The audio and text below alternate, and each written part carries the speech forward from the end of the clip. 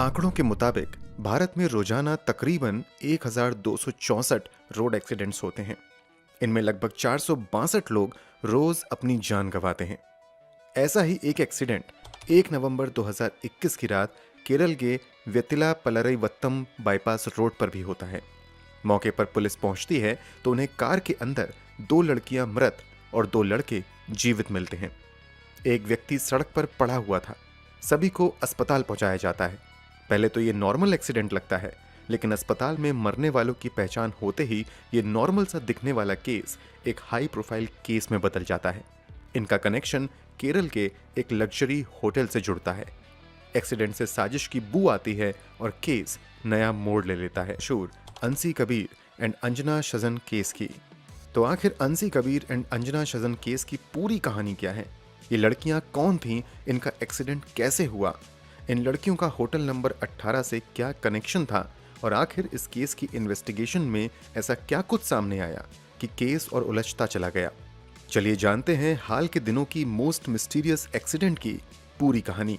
कहानी शुरू करने से पहले जल्दी से क्राइम की कहानी चैनल को सब्सक्राइब कर बेल आइकन दबा लें। जैसा कि हमने बताया, ये घटना 1 नवंबर 2021 की रात की है।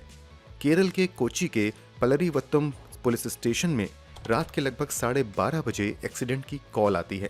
कॉल करने वाला व्यक्ति बताता है कि वेतिला पलरीवट्टम नेशनल हाईवे बाईपास पर एक भयानक एक्सीडेंट हुआ है।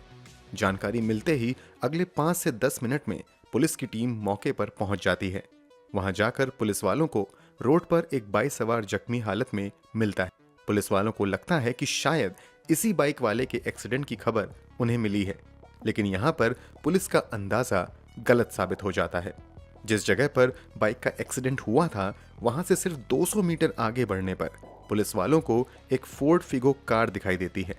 कार एक पेड़ से जाकर टकराई थी। टक्कर इतनी भयानक थी कि गाड़ी चकनाचूर हो चुकी थी। जैसे ही पुलिस वाले इस गाड़ी तक आते हैं, उन्हें गाड़ी के अंदर 4 लोग दिखाई देते हैं, 2 लड़के और 2 लड़कियां। ड्राइविंग सीट पर बैठे लड़के को छोड़कर बाकी तीनों की हालत ऐसी लग रही थी कि वो जीवित नहीं है। फिर भी पुलिस वाले तुरंत ही चारों को लेकर एर्नाकुलम मेडिकल सेंटर पर लेकर आते हैं। यहाँ लाते ही दोनों लड़कियों को डेड डिक्लेयर कर दिया जाता है, जबकि तीसरे की हालत बहुत नाजुक बताई जाती है। उसे एडमिट कर लिया जाता है। ड्राइवर को भी काफी चोट थी, इसलिए उसे भी एडमिट किया जाता है। बाइक सवार की हालत ठीक थी, इसलिए उसे मरहम पट्टी के बाद जाने दिया जाता है। अब पुलिस वालों के सामने पहली चुनौती इस बात का पता लगाना था कि ये चारों हैं कौन। विक्टिम की पहचान के लिए पुलिस को ज्यादा स्ट्रगल नहीं करना पड़ता है, क्योंकि हॉस्पिटल में देखते ही कुछ लोग दोनों लड़कियों को पहचान लेते हैं। इन लड़कियों की पहचान अंशी कबीर और अंजना शजन के तौर पर होती है। अंशी कबीर का जन्म 1996 में केरल के तिरुवनंतपुरम के आलमकोड इलाके में हुआ था। अंशी के पिता अब्दुल कबीर कतर में रहकर काम करते थे। अंशी ने अपनी इंजीनियरिंग की पढ़ाई मारियन इंजीनियरिंग कॉलेज से की थी। पढ़ाई के दिनों में ही अंशी का इंटरेस्ट ब्यूटी कंपटीशन की तरफ काफी ज्यादा था। यही वजह थी कि स्टूडेंट लाइफ से ही अंशी मॉडलिंग में हाथ पैर मारना शुरू कर देती हैं। अंशी को कुछ समय के संघर्ष के बाद पहली कामयाबी तब मिलती है जब इन्हें 2018 में केरल में ही आयोजित होने वाले miss Malabar and Lulu beauty contest में भाग लेने का मौका मिलता है। वहां ये फर्स्ट रनर अप चुनी जाती हैं। भले ही यहाँ अंशी रनर अप चुनी गई थी, लेकिन 2019 में मिस केरल का खिताब जीतने में कामयाब रहती हैं। इसके बाद इन्हें कई बड़े प्रोजेक्ट्स भी मिलते हैं। अंशी का सपना मिस इंडिया का खिताब जीतने का था, इसलिए ये खूब मेहनत करती हैं। इस दौरान 2021 में मिस साउथ इंडिया का खिताब भी अपने नाम कर लेती हैं। मतलब एक्सीडेंट में अपनी जान गंवाने वाली लड़की कोई मामूली लड़की नहीं, बल्कि 2019 की मिस केरल और 2021 की मिस साउथ इंडिया विनर अंशी कबीर थी। एक्सीडेंट में जान गंवाने वाली दूसरी लड़की की पहचान अंजना के तौर पर होती है। अंजना का जन्म 1995 में केरल के त्रिशूर में हुआ था। अंजना एक आयुर्वेदिक डॉक्टर थी। इन्होंने अपनी पढ़ाई KMCT आयुर्वेद मेडिकल कॉलेज से की थी। इसके अलावा इन्होंने Kerala university of health science से PG भी किया था। पढ़ाई के साथ साथ इन्हें मॉडलिंग का भी शौक था। अंजना 2019 की मिस केरल की फर्स्ट रनर अप रही थी। यहीं पर अंजना और अंशी की दोस्ती हुई। इस एक्सीडेंट के तीसरे विक्टिम की पहचान मोहम्मद आशिक के तौर पर होती है, जबकि इस कार का ड्राइवर अब्दुल रहमान था। ये चारों ही आपस में दोस्त थे। मोहम्मद आशिक की स्थिति बहुत ज्यादा गंभीर थी, इसलिए उसे अस्पताल में एडमिट किया जाता है। यहाँ जिंदगी और मौत से लड़ते हुए लगभग एक सप्ताह बाद आशिक की भी डेथ हो जाती है। कार में सवार तीनों लोग अपनी जान गंवा चुके थे। अब इस केस में पुलिस की मदद कोई कर सकता था तो वो था इस कार का ड्राइवर अब्दुल रहमान। पुलिस रहमान से पूछताछ शुरू करती है। इस बीच घटना के अगले ही दिन से ये खबर मीडिया में छा जाती है। सबसे पहला सवाल ये उठता है कि आखिर ये चारों इतनी रात कहां से आ रहे थे और ये एक्सीडेंट कैसे हुआ। इन्वेस्टिगेशन से खुलासा होता है कि 1 नवंबर की रात कोची के मशहूर होटल नंबर 18 में डीजे पार्टी आयोजित की गई थी। अंशी और अंजना दोनों ही मॉडलिंग की दुनिया से जुड़ी हुई थी, इसलिए अक्सर ये लोग साथ में पार्टी में जाती थी। जैसे ही इन्हें होटल नंबर 18 में डीजे पार्टी आयोजित होने की जानकारी मिलती है, ये लोग उसमें शामिल होने जाते हैं। यहीं से जब ये लोग वापस हो रहे थे तब एक्सीडेंट हुआ था। यहाँ तक मामले में पुलिस को कुछ भी मिस्टीरियस या साजिश जैसा नहीं लगता है। मामले में मोड़ आने तब शुरू होते हैं जब पुलिस जांच के सिलसिले में होटल पहुंचती है।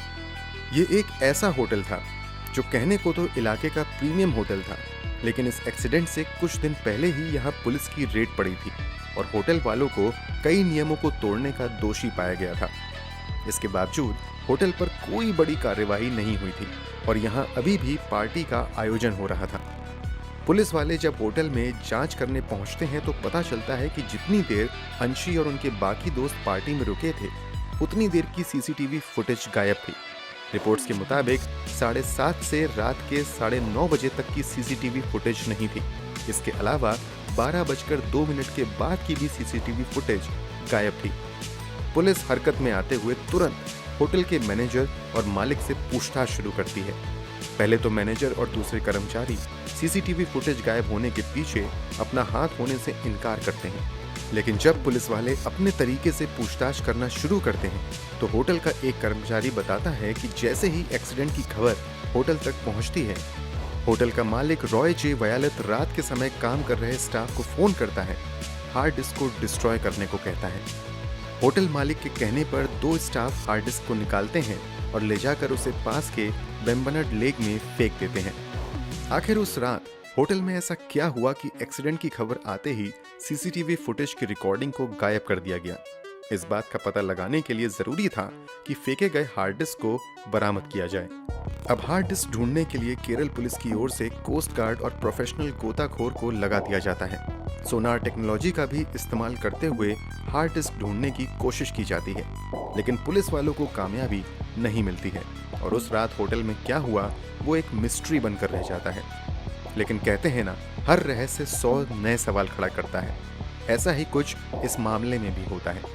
पुलिस की ओर से ऑफिशियली कोई बयान तो नहीं दिया जाता है, लेकिन मीडिया वाले अपने स्तर से इस केस की जांच करते हुए अलग अलग रिपोर्ट पेश करते हैं। उन रिपोर्ट्स के मुताबिक शाम के लगभग 7:30 बजे अंशी अपने दोस्तों के साथ होटल में पहुंचती है। यहाँ सभी पार्टी में लग जाते हैं। इसी बीच अंशी तथा अंजना के आसपास कुछ लोग आ जाते हैं। कथित तौर पर उन्हें कुछ ऑफर देते हुए होटल में रुकने के लिए कहा जाता है। लड़कियां ऐसा करने से मना कर देती हैं।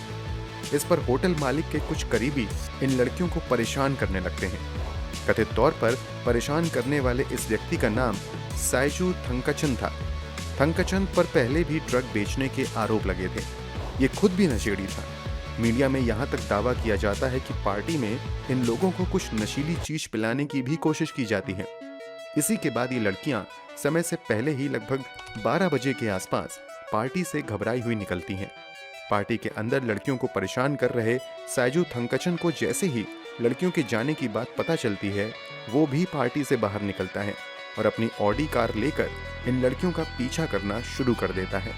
कुछ समय तक तो ड्राइवर अब्दुल रहमान को पीछा कर रहे ऑडी के बारे में पता नहीं चलता है, लेकिन अंशी को भनक लग जाती है कि ऑडी कार से कोई उनका पीछा कर रहा है।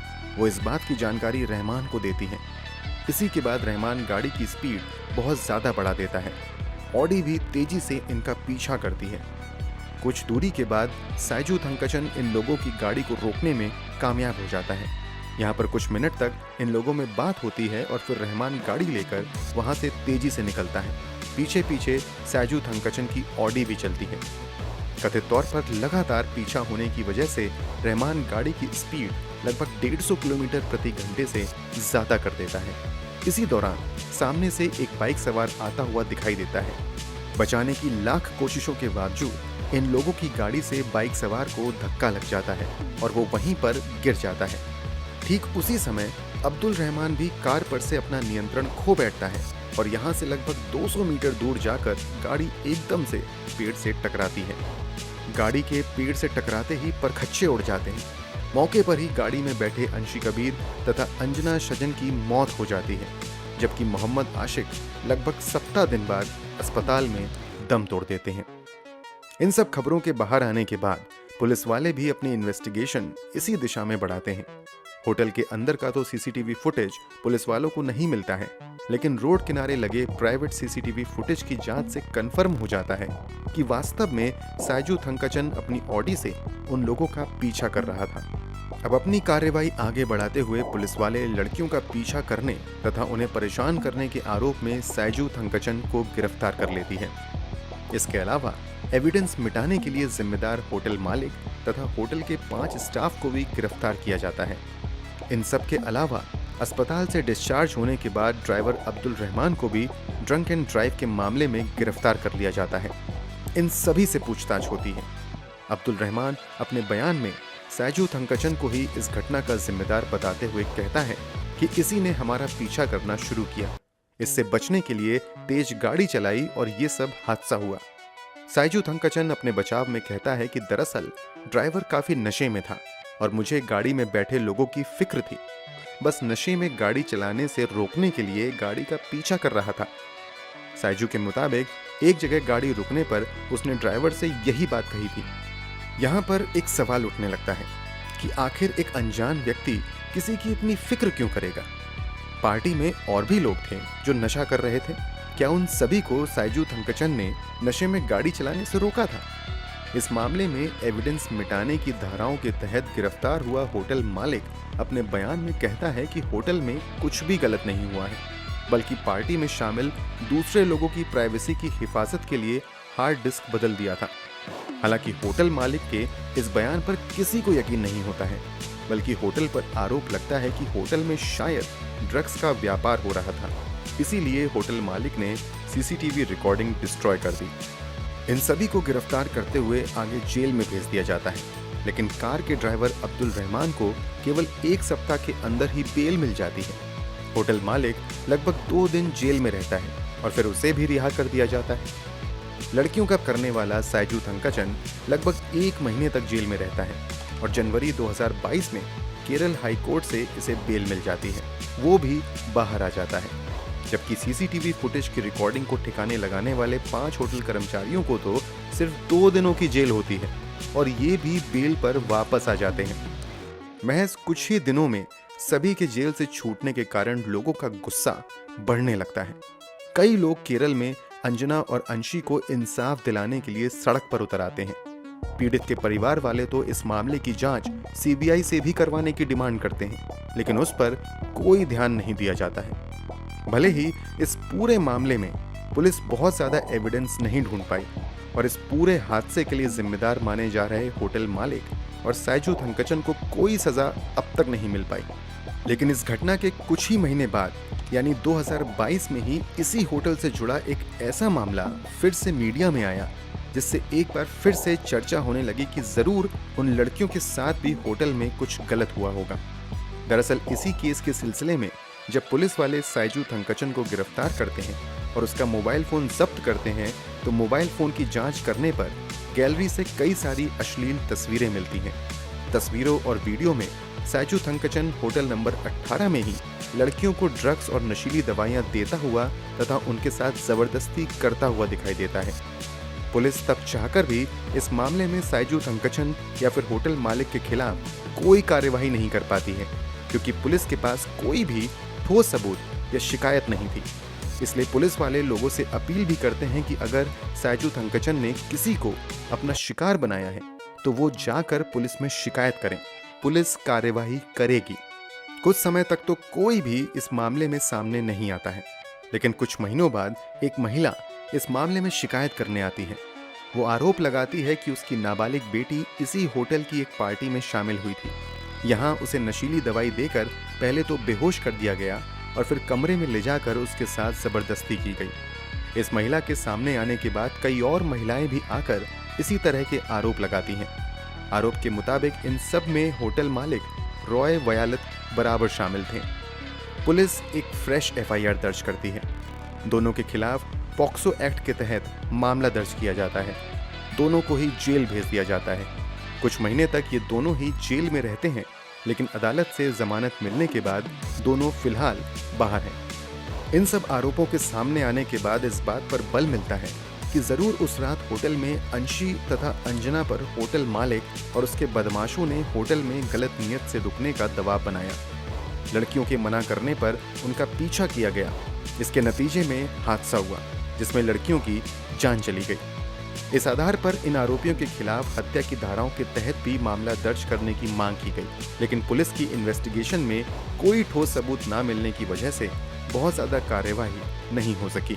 वैसे मामला अब भी अदालत में ही है। दोस्तों, आपके अनुसार इस पूरे मामले में सबसे बड़ा दोषी कौन है? कमेंट बॉक्स में जरूर बताएं। अगर आपको हमारी मेहनत पसंद आई हो तो वीडियो को लाइक करते हुए शेयर भी करें।